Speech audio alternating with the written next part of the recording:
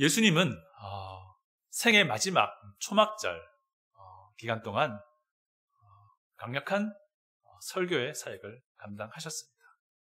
그리고 그 설교 사역 통해서 자신이 도대체 누구인지를 사람들에게 전하셨습니다. 누구든지 목마르거든 내게로 와서 마시라. 참된 생명 주시는 예수님 자신에게로 사람들을 초대하신 것이죠. 그리고요, 이 초대는 지금도 우리를 향해 열려 있는 것을 우리는 압니다. 나는 세상의 빛이다. 빛이신 예수를 믿는다는 것이, 빛이신 예수를 따른다는 것이 과연 무슨 의미인지를 분명하게 밝혀주셨습니다. 그리고는 경고하셨어요. 진짜 맹인은 눈이 안 보이는 이 사람이 아니고 육신적인 생각과 고집으로 그의 영적인 눈이 꽉 막혀 있는 바리새인들, 너희들이다 라고 경고하셨고요. 이 경고는 지금도 유효합니다. 자, 이제 수전절이라는 절기를 앞두고 있는 때였는데요. 여러분, 수전절이 뭐냐면요, 초막절 이후 2개월쯤 뒤에 있는 유대인의 명절이에요. 이 수전절이 뭐냐면 지금 유대인들, 현대 유대인들이 지키고 있는 하누카라는 거예요. 여러분 궁금하시면 하누카를 찾아보시면 아실 거예요. 자, 이때 예수님은 또다시 자신이 누구냐라는 것을 선포하셨습니다. 나는 양의 문이다. 나는 선한 목자다. 라고 분명하게 선포하셨습니다.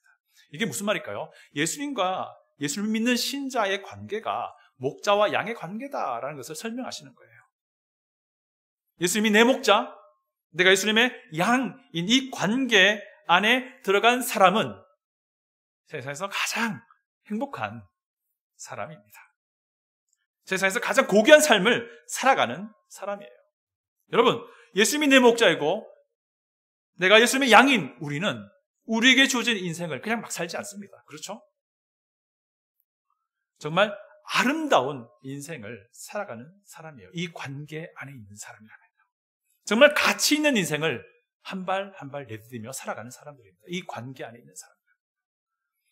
예수님은요, 이 관계가 어떻게 시작되는지, 예수님 이 관계가 어떻게 깊어지는지를 오늘 본문을 통해서 말씀을 해 주십니다. 우리가 본문 읽지는 않지만요, 10장 전체를 다루는데요, 4절 5절 보시면요, 이런 말씀이 있어요. 자기 양을 다 내놓은 후에 앞서가면 양들이 그의 음성을 아는 고로 따라오되 타인의 음성을 알지 못하는 고로 타인을 따르지 아니하고 도리어 도망하느니라. 여러분, 이게 무슨 말이죠?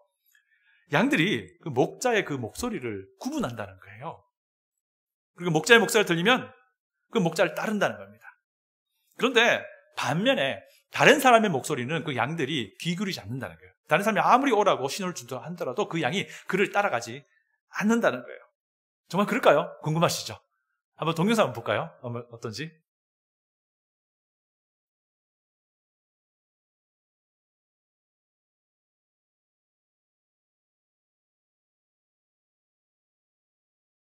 플레이를, 아마 스페이스를 누르면 플레이가 될 거예요. 스페이스 키를 누르면 플레이가 되지 않을까요? 그전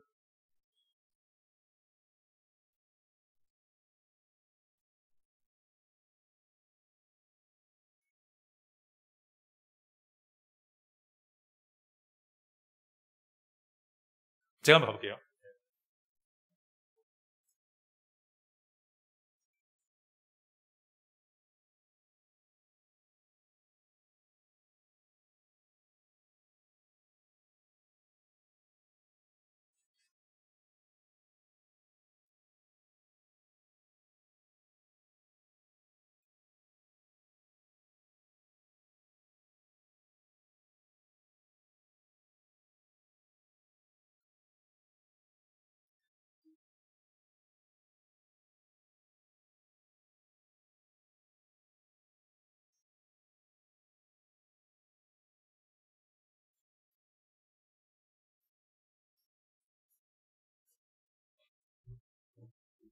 죄송합니다. 이 플레이가 잘 안 되네요. 네, 이거 무슨 동영상이냐면요, 그 현대 배경이긴 한데요, 양우리에 사람들이 목소리를 내보는 거예요. 목소리를 막 내보니까 양들이 전혀 안 쳐다봐요.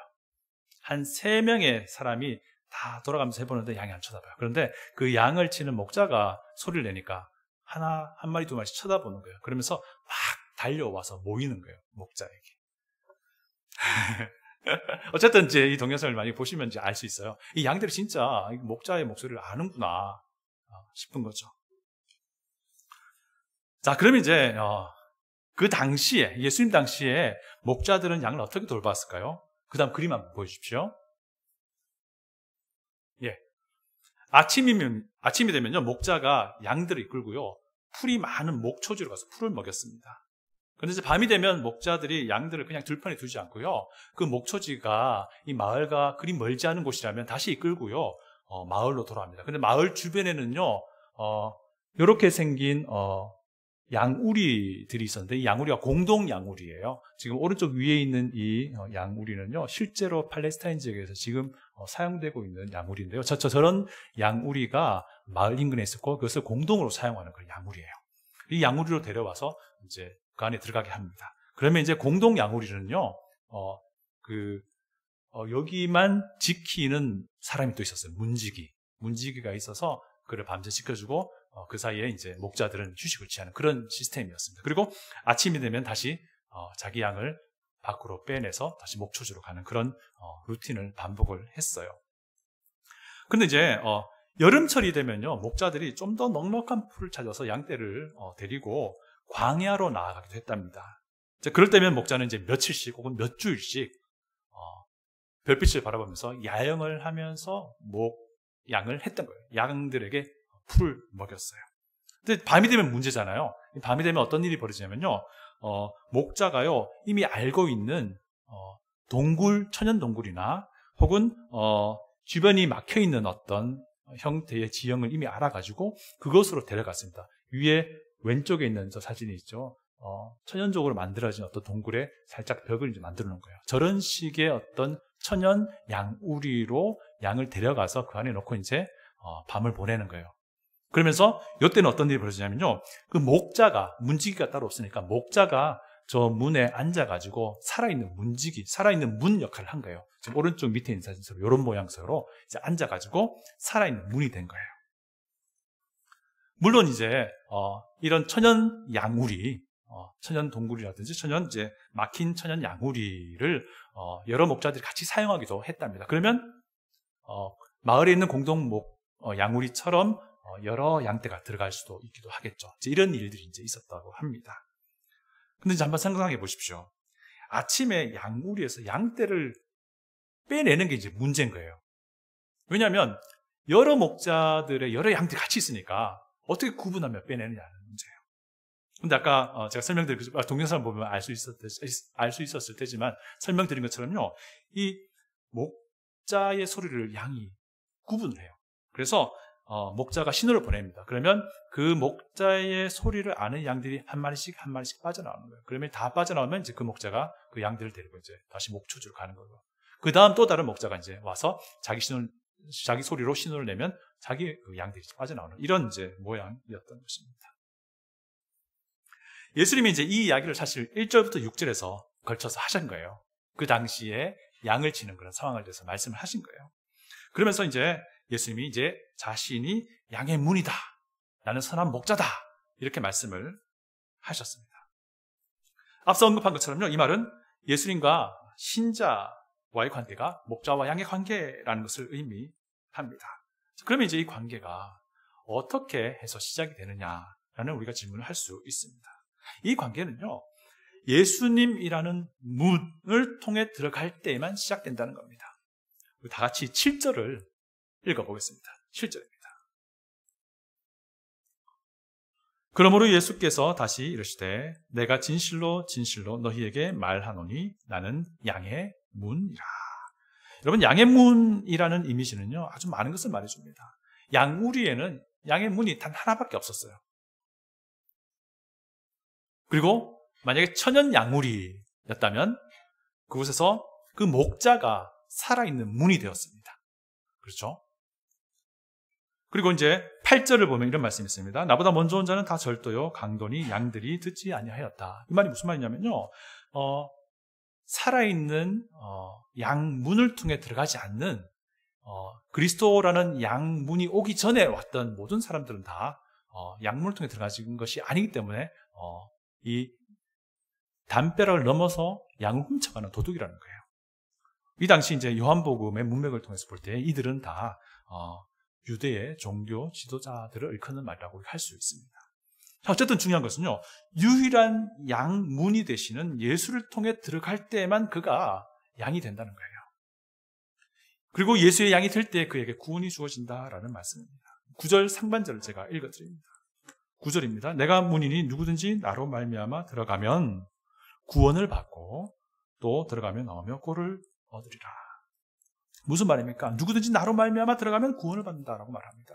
누구든지 살아있는 양문인 그리스도 목자를 통해 들어갈 때에 구원이 주어진다, 생명이 보존된다라는 말씀이에요. 10절도 같은 말을 반복합니다. 10절 제가 읽어드립니다. 도둑이 오는 것은 도둑질하고 죽이고 멸망시키려 하는 것이요, 내가 온 것은 양으로 생명을 얻게 하고 더 풍성히 얻게 하려는 것이라. 예수 그리스도가 온 것이 양에게 생명을 주기 위함이다라고 분명히 말씀하고 있습니다. 이게 무슨 말입니까? 유일하신 문 대신 예수님을 통해 들어갈 때에 그에게 생명이 시작된다, 그에게 구원이 주어진다라는 말입니다. 양이 목자를 통해 양우리로 들어가야만 그 양은 맹수의 위협으로부터 그 생명을 보존할 수 있는 겁니다. 이와 마찬가지라는 겁니다. 예수 그리스도라는 양문을 통해 들어갈 때에, 그 예수 그리스도를 통과할 때에 그에게 영원한 생명이 주어진다, 구원의 은혜가 주어진다라는 것을 우리에게 말하고 있다는 것입니다. 우리 다 같이 11절을 읽어봅니다. 11절입니다. 나는 선한 목자라.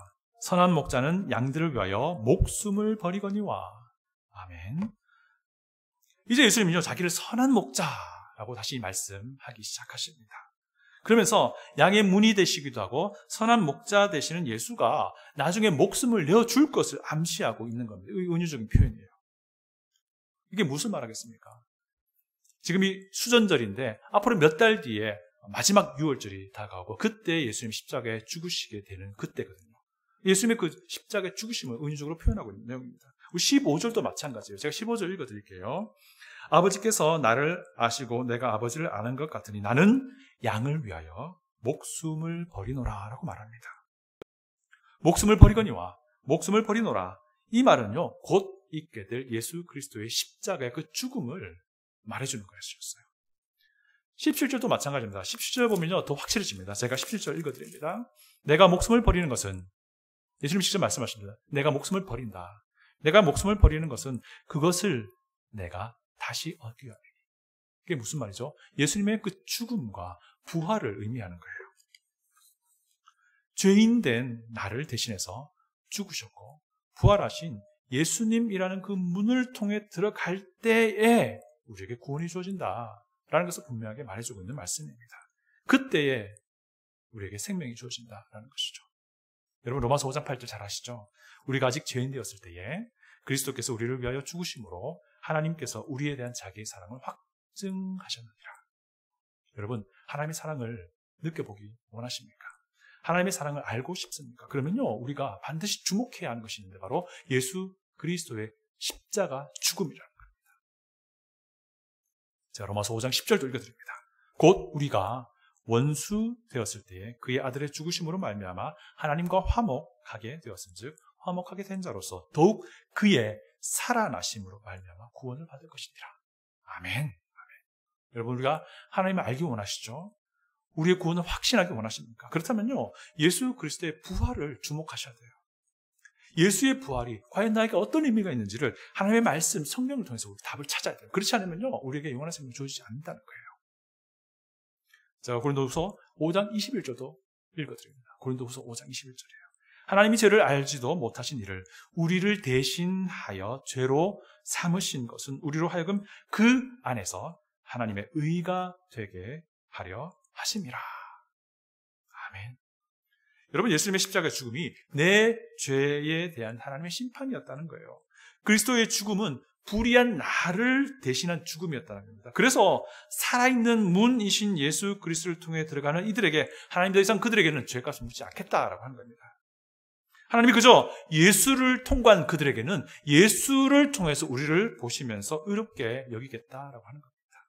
이것이 하나님의 사랑이요, 은혜요, 구원이라는 것입니다. 여러분, 예수님이 내 목자 되시고 내가 예수님의 양 되는 이 관계가 여러분 가운데 분명히 있습니까? 만약에 그렇지 않다면요, 오늘 여러분을 대신해서 죽으시고 부활하신 그 예수 그리스도, 살아있는 양의 문이 되신 예수 그리스도, 그 분의 죽으심과 그 부활을 반드시 주목하셔야 합니다. 혹시 도움이 필요하시다면요, 제가 기도해 드리겠습니다. 제가 하나님의 말씀으로 예수님이 어떤 분인지 알려드리도록 하겠습니다. 목자와 양의 관계는 예수님이라는 살아있는 문을 통해 들어갈 때 시작된다는 것을 우리가 지금 살펴보았습니다. 그런데 이 관계가 시작되었다고 해서 우리가 손 놓고 있으면 될까요? 그건 아니겠죠. 그렇다면 어떻게 하는 것이 이 관계를 더 깊게, 더 끈끈하게 이어갈 수 있는 것일까라는 질문을 또 우리가 하게 됩니다. 목자가 자기 양을 맹수의 위협으로부터 보호했다라는 것으로 그의 임무가 끝이 난 것일까요? 아닙니다. 목자는 지속적으로 양을 먹여야 돼요. 이 말이 의미하는 바가 무엇입니까? 양도 지속적으로 풀을 먹어야 한다는 것입니다. 제가 9절을 다시 읽어드립니다. 9절입니다. 내가 문이니 누구든지 나로 말미암아 들어가면 구원을 받고, 여기서 끝나지 않습니다. 또 들어가며 나오며 꼴을 얻으리라. 구원을 받고 끝나는 문제가 아니라는 거예요. 새로운 생명을 얻었다고 그것으로 끝나는 문제가 아니라는 겁니다. 지속적으로 목자가 제공하는 풀을 먹어야 한다라는 것이죠. 그 관계가 그렇게 이어져 나가야 한다라는 것입니다. 10절도 마찬가지예요. 제가 10절 다시 한번 읽어드립니다. 도둑이 오는 것은 도둑질하고 죽이고 멸망시키려는 것뿐이요, 내가 온 것은 양으로 생명을 얻게 하고, 여기서 끝나지 않습니다. 더 풍성히 얻게 하려는 것이다 라고 분명하게 말씀하십니다. 여러분, 목자의 임무는 생명을 지켜주어서 그 생명을 보존하게 하는 것이, 그것만이 끝이 아니라 그 생명이 더 알차게 누려지도록 도와주는 것이에요. 이것이 목자의 임무라는 겁니다. 이것이 예수님의 임무라는 것입니다. 이 일을 위해서 예수님이 자신의 생명을 내어주셨다는 겁니다. 이 일을 위해서 예수님이 다시 죽음의 권세를 이기고 부활하셨다는 겁니다. 이 두 가지를 위해서요. 생명을 주시고 이 생명이 계속해서 풍성하게 유지되도록 하는 것. 목자와 양의 관계가 시작되고 이 관계가 계속해서 깊어지도록 하기 위한 이 두 가지를 위해서 우리 예수님이 십자가에 죽으시고 부활하셨다라는 것입니다. 예수님이 내 목자이시고 내가 예수님의 양이라는 관계는요, 양이 예수님의 말을 듣고 순종하는 것으로 깊어져요. 예수님의 말씀이라는 풀을 먹어야 한다는 겁니다. 다 같이 우리 27절을 읽어보겠습니다. 10장 27절입니다. 내 양은 내 음성을 들으며 나는 그들을 알며 그들은 나를 따르느니라. 아멘. 양은요, 목자이신 예수님의 음성을 구분할 줄 안다는 말이기도 하고요. 또 이 말은 무엇을 의미합니까? 양은 목자이신 예수님의 목소리에 항상 귀를 기울이고 있다는 뜻이에요. 예수님의 목소리에 항상 관심을 가지고 있다는 뜻입니다. 그뿐 아닙니다. 더 나아가서 양은 목자가 지시하는 대로 따라가야 합니다. 그렇지 않으면요, 풀을 먹지 못해요. 예수님의 말을 구분했다 할지라도요, 따라가지 않으면 꼴을 먹지 못한다는 겁니다. 예수님 말씀에 순종함이 있어야지 이 관계 안에서 풍성함이 있고 이 관계 안에서 먹을 수 있다는 겁니다. 여러분, 우리가 예수님의 양이라면요, 기록된 하나님의 말씀에 관심을 가지게 되어 있습니다. 우리가 정말 예수님의 양이라면 기록된 성경 말씀을 사랑할 수밖에 없어요. 우리가 진짜 예수님의 양이라면 기록된 이 하나님의 말씀에 순종할 수밖에 없는 것이 진실입니다. 그런데요, 재미있는 현상들이 우리에게 벌어집니다. 하나님의 말씀이 전해질 때요, 어떤 반응들이 있는 줄 아세요? 하나는요, 하나님의 이 말씀의 가르침 앞에 완전히 엎드려지거나 아니면 완전히 튕겨나가거나, 이 두 가지 반응들이 있어요. 성경 말씀 앞에서 완전히 순종하든지 아니면 완전히 거부하든지, 이 두 가지가 하나님의 말씀의 반응 앞에 이루어진다는 겁니다. 여러분, 베드로가 설교했을 때 어떤 일이 벌어졌습니까? 오순절날 베드로가 설교했을 때 3,000명이나 되는 사람들이 하나님의 말씀 앞에서요, 어찌할꼬 하며 완전히 엎드리는 놀라운 역사가 있었던 걸 우리가 기억을 합니다. 이에 반해서 스데반이 설교했을 때 어떤 일이 벌어집니까? 사람들이요, 이를 박박 갈면서 분개합니다. 그리고 심지어 스데반을 돌로 쳐 죽이고 말았습니다. 여러분, 저는요, 기대합니다. 소망합니다. 이런 반응들이요, 우리 교회 안에서도 왕성하게 일어날 수 있길 바랍니다. 이게 무슨 말입니까? 어찌할까 하며 순종하든지 아니면 이를 갈며 분개하든지 이 두 가지의 극명한 반응들이 우리 교회 안에 있어야 한다는 겁니다. 우리 교회 안에서 이런 반응이 없으면요, 하나님의 말씀이 전해지지 않은 거예요. 하나님의 말씀이 있으면 두 가지 반응이에요. 뒤집어지든지 아니면 튕겨나가든지 두 가지입니다. 여러분의 목회자가 이런 하나님의 말씀을 전할 수 있도록 기도해 주시기 바랍니다. 또 우리가 이런 하나님의 말씀 앞에서 매번 정말 이런 정말 신실한 진실된 반응을 할 수 있도록 기도하길 원합니다. 저도 때로는요, 하나님의 말씀을 읽거나 들을 때에 제 마음에 분개가 일어날 때가 있습니다. 그때가 언제인지 아세요? 여러분도 많이 경험하셨을 겁니다. 이 말씀이 꼭꼭 감추고 있던 내 죄를 막 드러낼 때 막 마음에 분노가 일어나요. 그런데요, 진짜 예수님의 양이라면 이런 분노가 일어납니다. 그러나 곧 회개의 자리로 나가고 하나님의 그 말씀 앞에 엎드려 굴복하게 되는 거예요. 이게 진짜 양 모습입니다.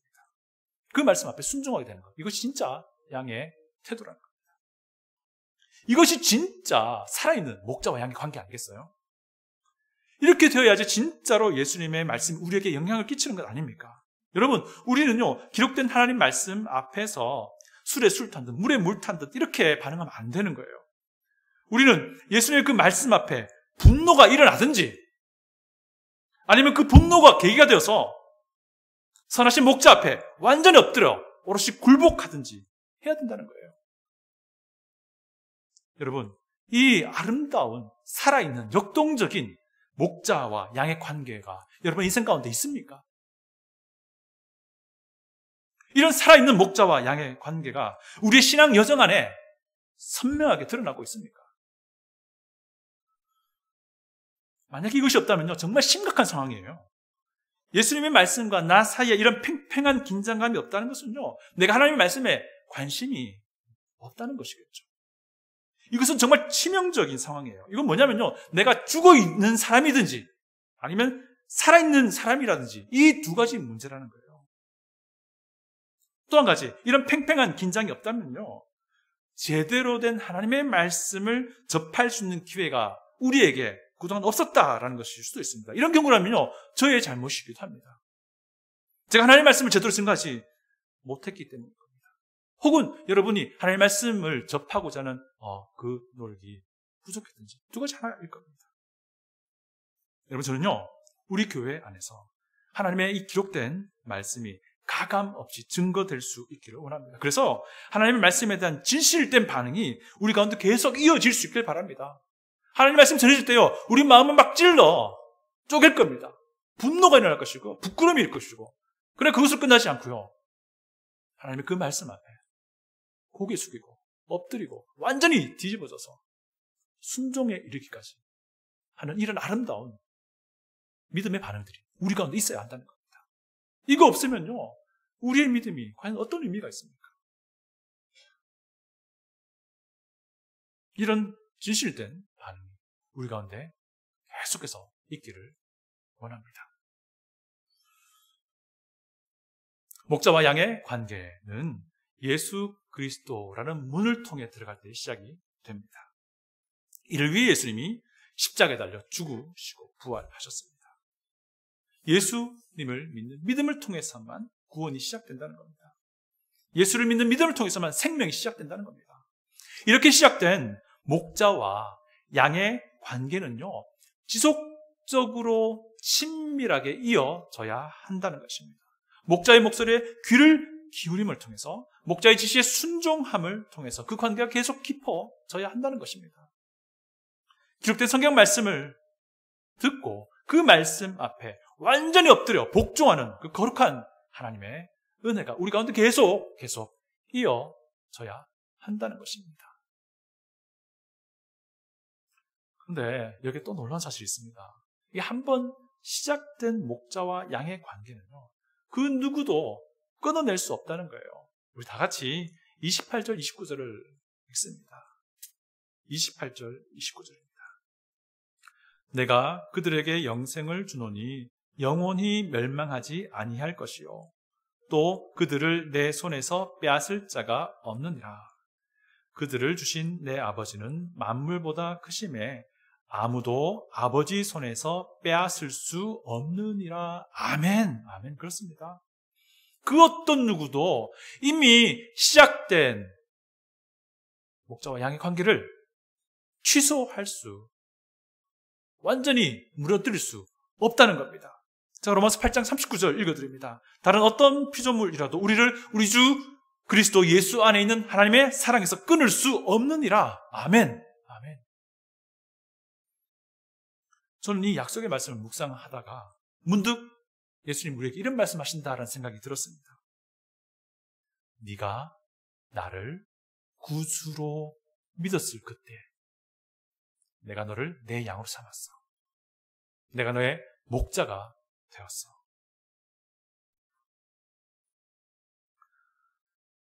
그런데 그 누구도 이 시작된 관계를 끊어낼 수 없어. 그러니 이 관계를 더 친밀하고 더 끈끈하게 계속해서 이어가 보지 않을래? 라는 그런 말씀입니다. 여러분 무슨 말입니까? 예수님께서 우리에게 계속 기회를 주는 겁니다.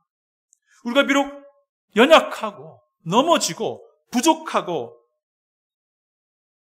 그렇다 하더라도 예수님 이 관계를 끊어버리지 않겠다는 겁니다. 내가 비록 넘어져 있다 할지라도, 내가 비록 부끄러움 가운데 있다 하더라도, 내가 비록 죄악 가운데 넘어져 있다 하더라도 이 관계 끊지 않겠다는 겁니다. 이 말은 무슨 말이겠습니까? 얘야, 내 이 관계 끊지 않을 테니 다시 일어서지 않을래. 다시 이 관계를 계속해서 이어가 보지 않을래. 라고 기회를 우리에게 주고 계신다라는 것입니다.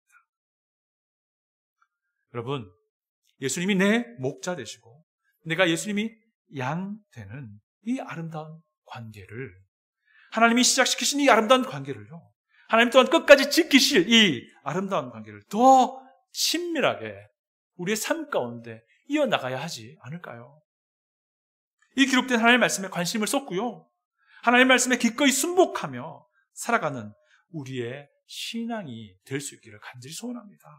이런 아름다운 결단을 하실 여러분들을 우리 구주 예수 그리스도의 이름으로 축복합니다.